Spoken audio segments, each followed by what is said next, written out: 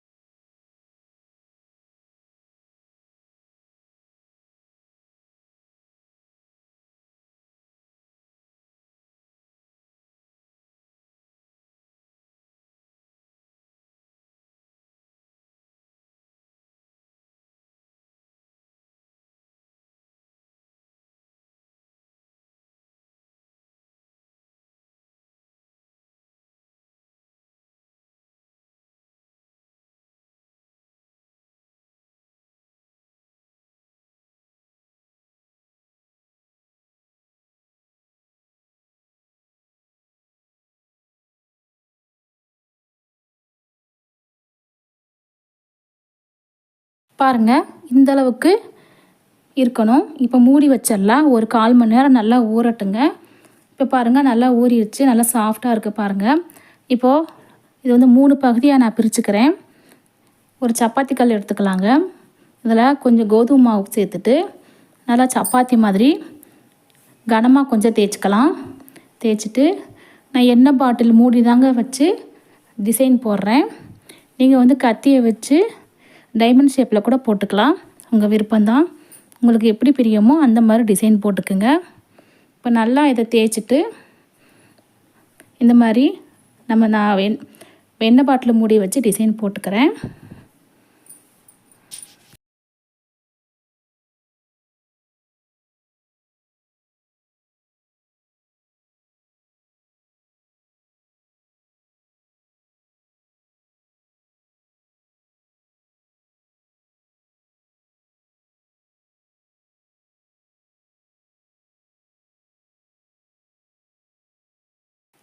தேய்க்கும் போது கொஞ்சம் கொஞ்சம் மாவு போட்டு தேய்ங்க. அப்போ தான் சப்பாத்தி கல்லை ஒட்டாமல் எடுக்கிறதுக்கு ஈஸியாக இருக்குங்க.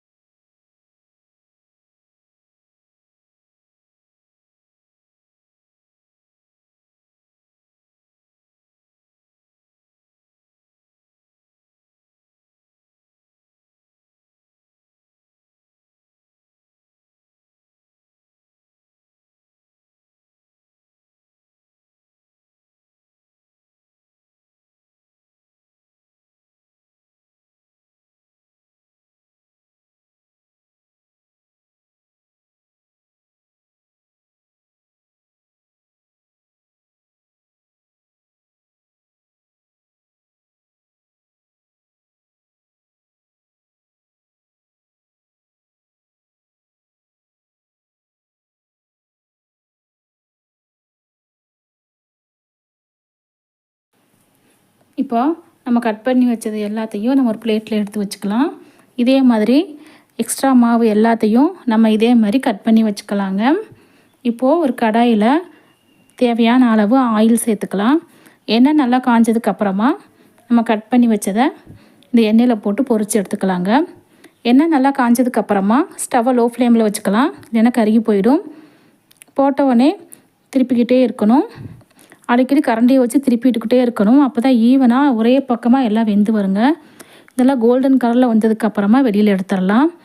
வெளியில் எடுக்கும்போது எல்லாம் சாஃப்டாக இருக்கையில் வெளியில் எடுத்துடணுங்க. இல்லைன்னா ரொம்ப ஹார்டாக இருக்கையில் நீங்கள் எடுத்திங்கன்னா ஆறுச்சுன்னா ரொம்ப ஹார்டாக இருக்கும், கடிக்க முடியாது. அதனால் சாஃப்டாக வெந்ததுக்கப்புறமா எடுத்துடலாம். இதே மாதிரி நம்ம எல்லாத்தையும் பொரித்து எடுத்துடலாங்க.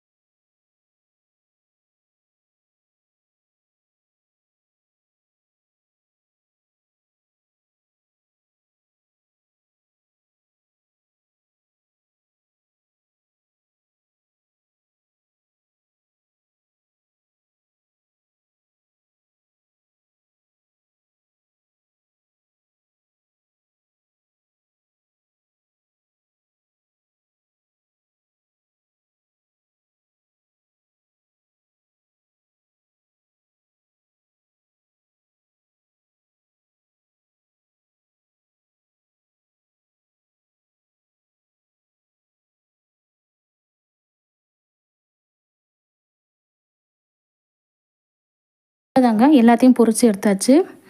நம்ம இது ஒரு டப்பாவில் கூட ஸ்டோர் பண்ணி வச்சுக்கலாம். குழந்தைங்க அப்பப்போ விரும்பி சாப்பிடுவாங்க, ஸ்நாக்ஸ் கூட கொடுத்து விடலாங்க. நீங்களும் ட்ரை பண்ணி பாருங்கள். ஓகே ஃப்ரெண்ட்ஸ், இந்த வீடியோ உங்களுக்கு பிடிச்சிருந்துச்சுன்னா நம்ம சேனலுக்கு லைக் பண்ணுங்கள், கமெண்ட் பண்ணுங்கள், சப்ஸ்கிரைப் பண்ணுங்கள். தேங்க்யூ.